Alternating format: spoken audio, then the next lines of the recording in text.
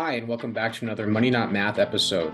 I appreciate you taking the time to watch or listen to this episode and hope it brings value to you on your retirement planning journey. If it does, please help me provide more value to more people by sharing this episode with a friend and leaving a comment or review. I love to help people have more confidence in their financial future. My mission is to provide the highest quality advice and service to clients possible. Therefore, I limit myself to 100 active clients or less at all times. Please reach out with retirement planning questions or requests for future Money Not Math topics at drew@fivestonefinancial.com. Remember, this content is not legal, tax, or investment advice. You should always consult a qualified professional regarding your personal situation. Thank you. And with that, let's jump into today's episode. It's really nice to meet you. Thank you for your time. Why don't you tell me and those who listen or watch this conversation a little bit about yourself?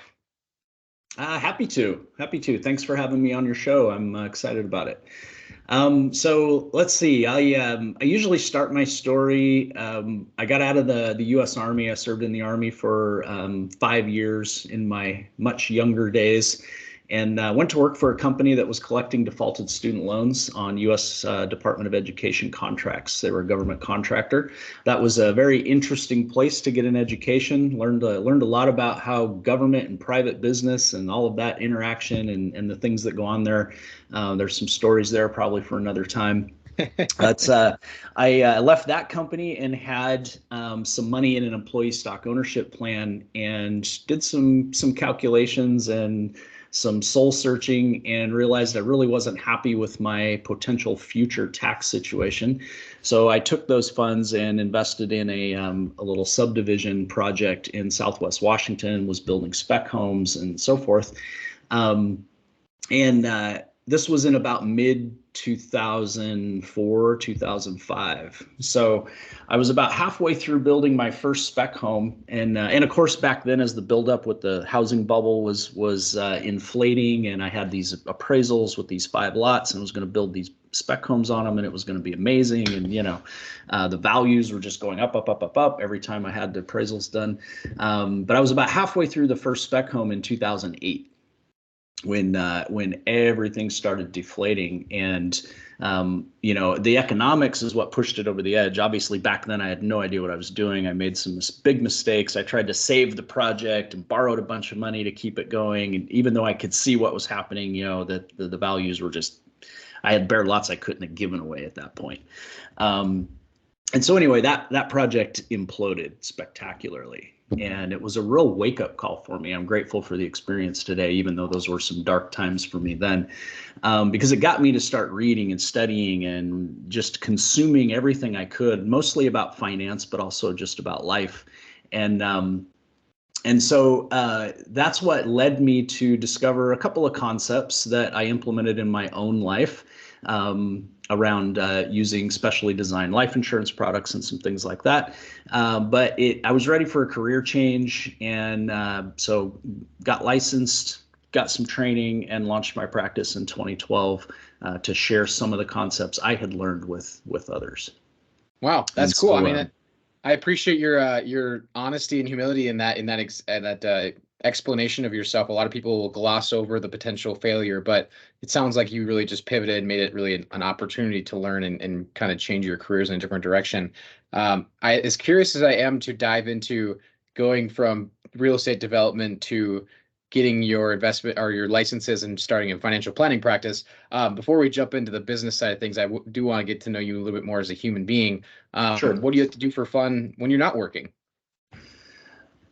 For sure. I love to talk about that part of my life for sure. I'm an avid, the number one thing probably is I'm an avid sailor. And around the time that everything was falling apart in my life, I started sailing.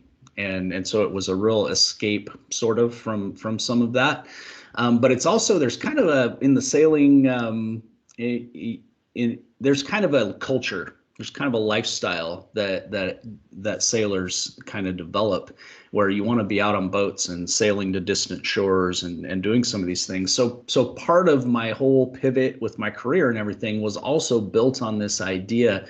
I was in corporate sales prior to this, and I had a boss who's a good friend today handed me the book The 4-Hour Workweek by Timothy Ferriss at one point. Yeah, great book. And it really had an impact on me from a standpoint of, hey, you know what? I can kind of design whatever I want. I can build whatever kind of lifestyle I want to build. And so sailing became just more and more of a passion. And by the time I started my practice, and I should note that I started the practice as a virtual practice all the way back in 2012, full-time virtual since about 2015. And I did that specifically so I could be location independent. I could still serve clients. I could do all the things that I wanted to do from a service standpoint. But it gave me the ability to go down. I had a relationship with a friend in La Paz, Mexico, who owned a sailing school. And so I actually worked from La Paz. I spent about 6 months a year during the winter months. I'm from Washington State here in the Pacific Northwest. It is gray and wet here all winter long.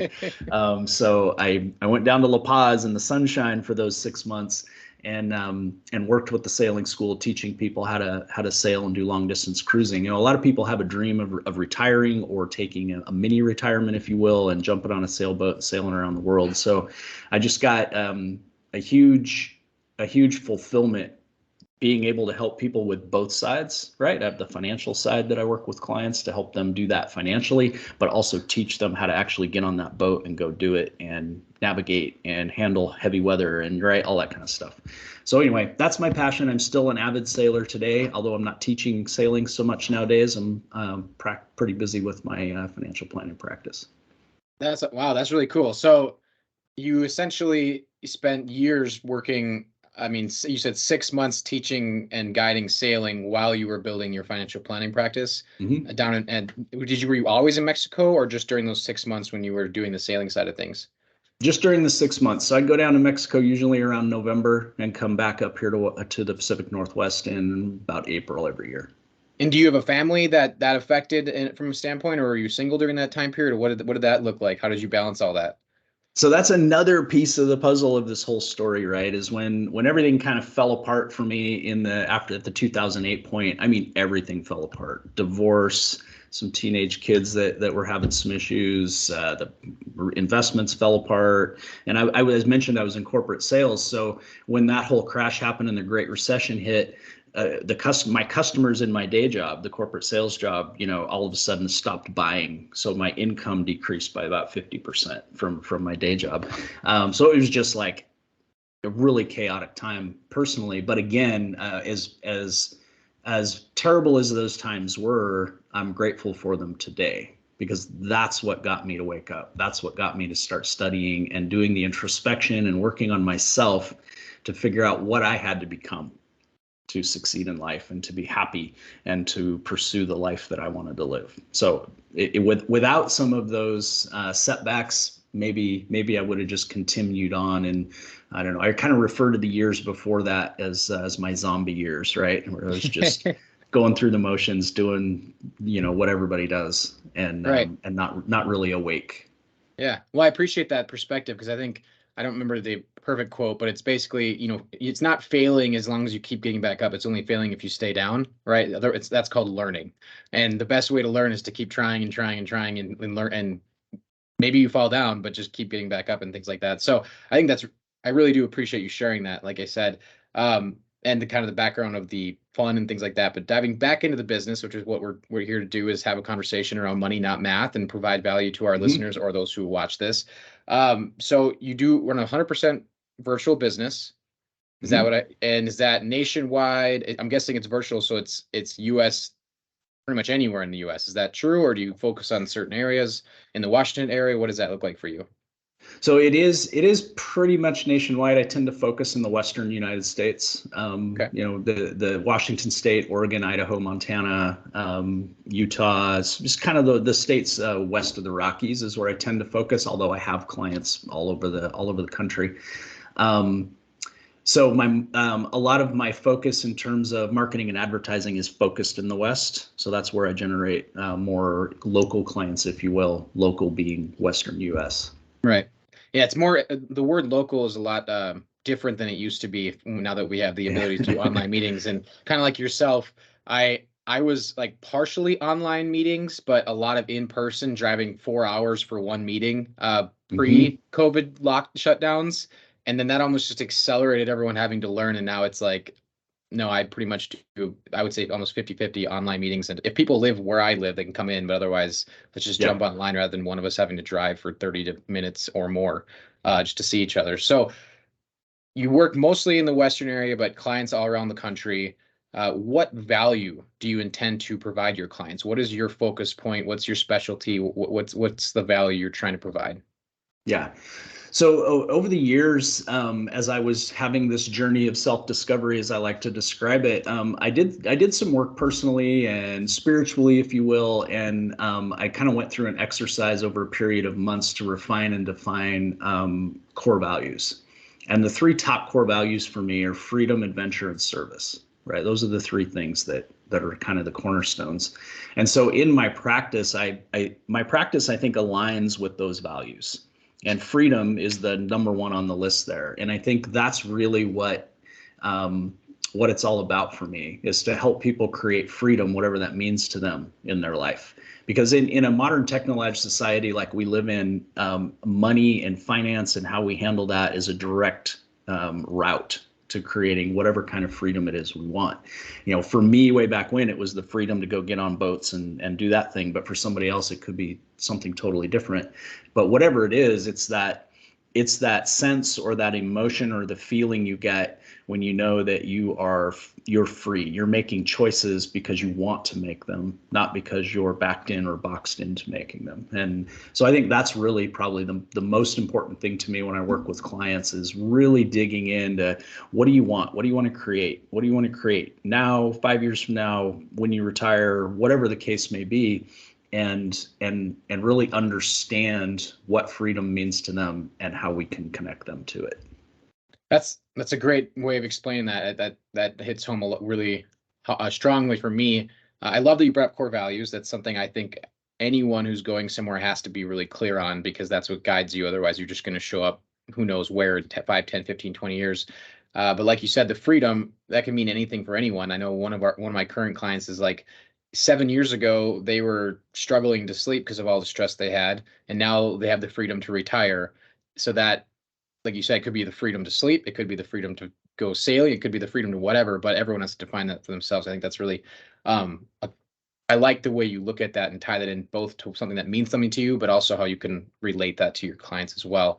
And with that, in providing that value and helping them find their freedom, what is the background? I don't want to get super in the minutia of the insurance investment industry, but Mm-hmm. are you completely independent? You own your own company, so are you completely independent advisor on the insurance investment with brokerages in multiple places? Do you have a registered investment advisory company? Are you mostly insurance based? What does that generally look like to you? From what tools do you focus on and provide to your clients, and how do you have access to them? Is it through broker dealers? Is it through RIAs? Is it just one main company that you like to work with and specialize in? How does that work for you? Yeah, great question.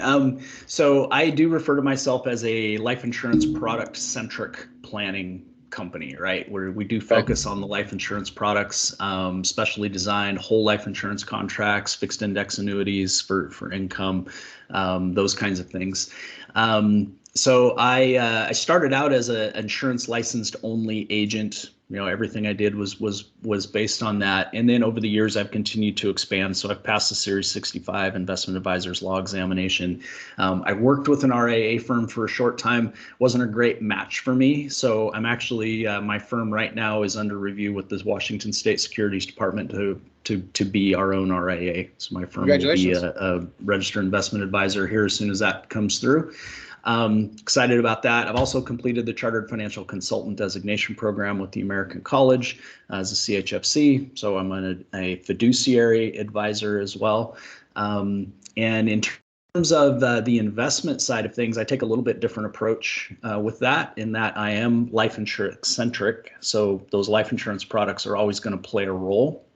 And on the investment side of things, I can discuss and help clients with the investment side, but I don't actually manage any investments. I kind of have a philosophy that most people, not all, but most situations can probably handle a lot of that side themselves. I'm kind of a proponent on the investment side of the index approach.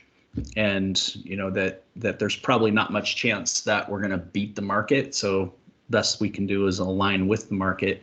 And I think that makes even more sense when you tie in the life insurance products as part of that overall portfolio. And that's something I'm a big proponent of. Obviously, a lot of people, a lot of advisors in the space that I work in are black and white. It's like insurance and nothing on the investment side, or investments and nothing on the insurance product side. And I'm always on my soapbox going, it should be integrated, right? They shouldn't be one or the other. There are situations where both make sense, and you should be able to integrate all these products together. That was a big surprise to me when I got into this in 2012. I always imagined that there must be a great synergy between the investment world and the insurance world when it comes to planning, and found out pretty quickly that that is not the case in many instances. There's almost an adversarial thing there sometimes. And I think that's sad. It shouldn't be that way, right? We should all be able to work together. I don't specialize in investments, so why wouldn't I work with an advisor who does? Because they probably don't specialize in insurance products. And it seems like it would be a great match. So I'm always on a soapbox about how we should be able to integrate these concepts together to get the best outcome for the client, right? That's what it's about. How do we get the best outcome for the client and create what they want to create in the safest way? My big thing is safety, control, passive income, right? Those are the three things I'm always trying to build. It makes complete sense. And I 100% appreciate where you're coming from on that. I'm curious to hear more on, you said currently you don't do anything with investments, but you're in the process of opening your own RIA. So are you going to start doing things with investments, or is that just to give you that, I guess, option and fiduciary responsibility on the client's behalf, or to get paid as an advisor from an advisory standpoint for your time without actually managing assets? So what is the intention of opening your RIA, even though you don't manage investments, because that's kind of something that they do on the outside, while you specialize in more the custom built or specifically built life insurance? So the way my RIA is going to be structured is probably quite different than most of them are.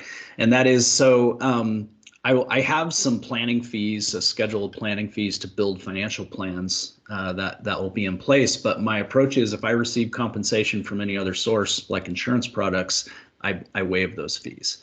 So so the only time there's a charge for a planning fee, that kind of thing, is in a situation where that plan isn't implemented. Right. So just from a time standpoint. Right. So I called you and I want you to help me build a plan, but I don't end up doing anything with life insurance. All right, I paid you for your time.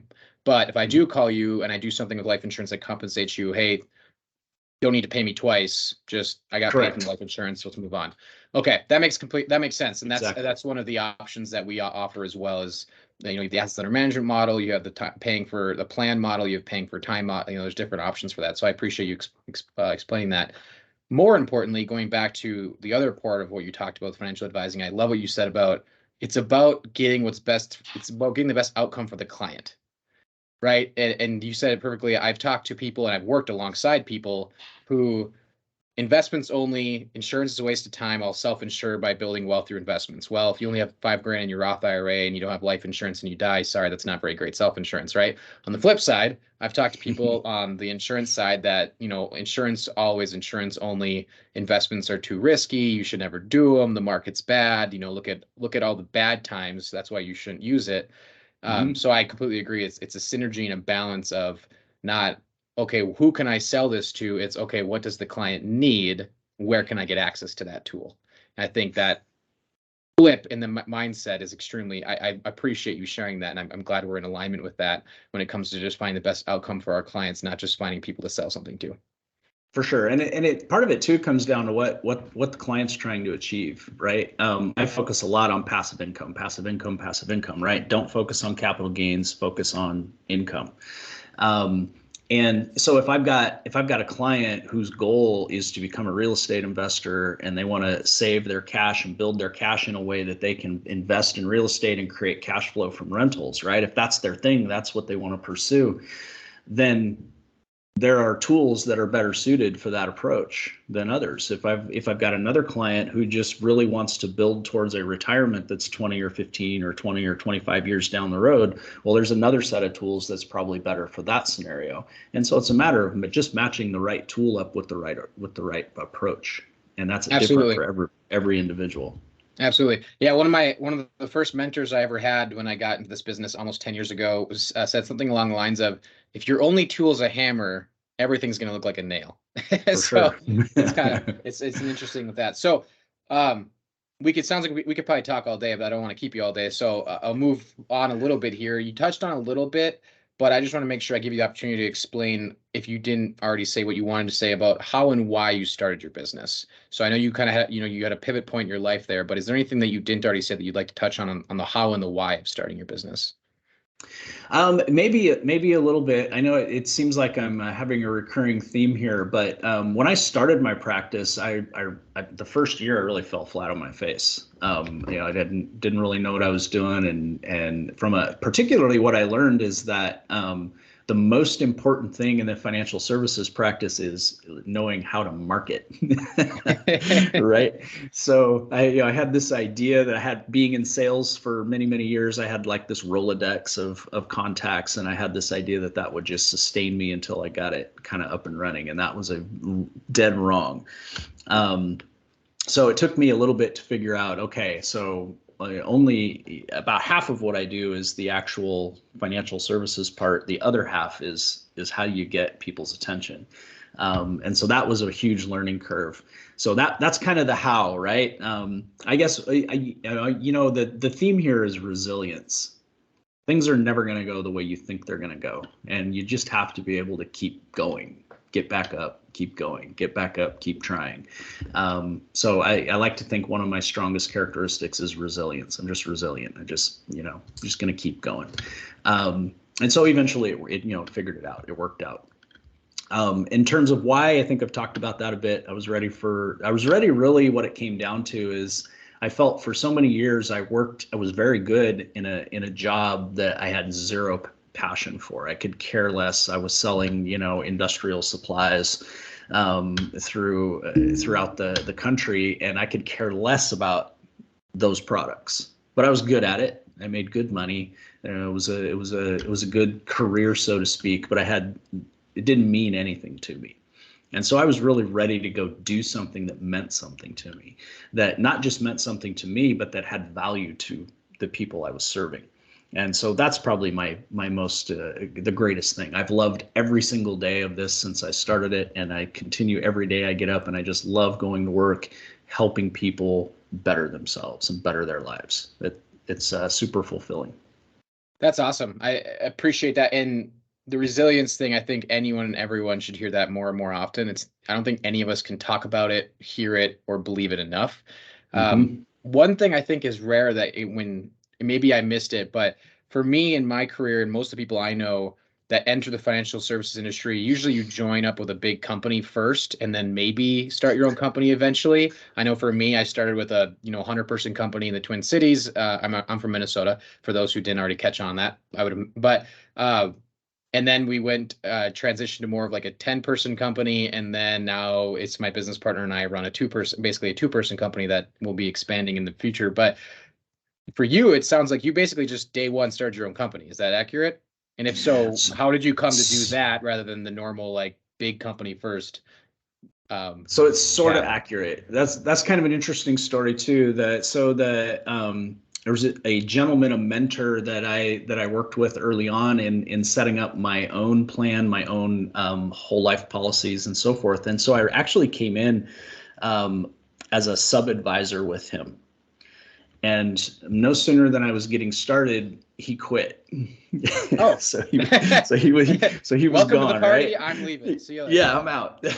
so it wasn't really intended to be that way, but suddenly there I was. I know I'm not going to quit. So just kept figuring it out. Now I also had some mentors through an organization that I was part of with him, so that there were some senior advisors, but none of them in my local area. So I did have some mentorship and some direction and some oversight at the beginning from a distance, but I did have that to plug into, fortunately. So I wasn't completely on my own, but yes, it was more or less a sink or swim moment. Wow. Well, good for you. I mean, that's impressive. It would have been a lot easier to run away and hide after the person that you were supposed to be learning from just left the party there. So Yeah. now that we know where you've come from and you're in the process of building your own RIA, where do you want to go in the next 5 years? Where do you want your business to look like 5 years from today, besides, adding the RIA that we already touched on? I just want to keep helping more and more clients. That's really what it comes down to. I've got a particular message, and I want to keep getting that message out to as many people as I can, and helping them create the lives that they want to create. So I just want to see this continue to expand. Because I've traveled a lot over the past 10 years or so. I'm a one-man show for the most part. My wife is my assistant, and the two of us just kind of run the practice. So I see that changing over the next 5 years, maybe bringing on some additional agents that I can start training and teaching some of these concepts, and I'm helping them get their practices going, and that kind of thing. So that's where I think it probably goes over the next 5 years, is expanding that way. Cool. But still staying virtual, never like having a brick and mortar store that people come into. Yeah, I'm 100% committed to the virtual concept. Yeah, it's definitely valuable. I mean, I would argue that virtual isn't the same as in person. There is still that connection you get from sitting across the table from someone having coffee, but it's a heck of a lot better than having to drive a long distance or not meet, period, right? I don't think you'd have been driving to northern Minnesota, or I'd be driving to the West Coast today to have this Right. conversation. So it's definitely helpful and advantageous in many ways. So I know there's been many of them, but if you had to just pick one, what's the best financial lesson you've learned, whether it's through the successes or the challenges of your career so far? Financial education. Learn. You've got to learn, and that means books, blogs, and nowadays videos, podcasts. Right? You've just got to consume them for all you can, with one caveat, and that is I talk a lot about marketing messages. And so we have to be super careful with marketing messages. They're all around us. They bombard us every day. And so we don't want to make decisions based on somebody's marketing messages, including my marketing messages, right? Don't decide something's good or bad based on whatever marketing you're hearing, because there's all kinds of messages out there that say these products are bad and these products are good, or this is the right way, this is the wrong way. And all of that is just marketing. I tell a story a lot about Thomas Edison, the inventor of the light bulb, right? And kind of an American hero. And in 1903, he was filming himself electrocuting live animals, right? Wow. And it's like, why in the world would a guy like Thomas Edison be doing that, right? Well, it just so happens that in 1903, Thomas Edison and Nikola Tesla were in a head-to-head battle over what was going to get installed in the Niagara Power Station, the new dam at Niagara Falls that was going to produce electricity. Tesla was the inventor of the AC generator. Edison was a DC proponent and had huge investments in the DC apparatus for direct current electricity. So it was a marketing message, right? He was staging these macabre displays on camera as a marketing message to convince people that AC electricity was too dangerous to use, because he was using AC to electrocute these animals. And so that's what it boiled down to, is just a marketing message. Now, is Right. AC electricity too dangerous? Probably not. The whole world runs on it today because Tesla ultimately won that battle. But that's my point, is this continues to this day, right? People will do and say things as a marketing message that are emotionally triggering, because they're trying to get you to believe something, and you just have to drown it out. Right? You got to shut the noise off and do your own analysis, think critically, look at, it's more than just math, as your show hits on all the time. Yep. But it is also math, right? Look at Yep. the numbers, look at what you want to accomplish, just analyze things rationally and make decisions based on that, not based on marketing messages. But consuming information, that education piece, is by far the most critical thing. Yeah, it's well said, because as you were talking about that, I was even thinking about that, like my own tagline, money, not math. I'm not saying math's bad. Like I was good at math. I like math. I still utilize it. However, math does not equate to life, right? Mm-hmm. Planning around your life and money is not the same thing as just doing math. So that's the whole premise of this conversation. But you're right, from a marketing And I standpoint. love it. I've actually, ironically, I used to coach squirt hockey, which is about 10-year-olds, and I actually got in a debate with one of my players. Not, I wasn't debating, but I was kind of having fun with it because he was adamant that math is way more important than money because he's in school and everyone needs to know math, where they don't really talk about money yet at 10 years old. And I was joking with him about, well, you can get a lot further in life with money than you can, even if you don't know how to do math, because you can pay other people to do the math. But the point is, if you get too locked in on one piece of the part and you ignore everything else, you might be missing out on the most important part. Or if you don't critically think, you might be believing something that's not even true. And I agree with everything you said about consuming information, with my added caveat of make sure you understand the source of the information.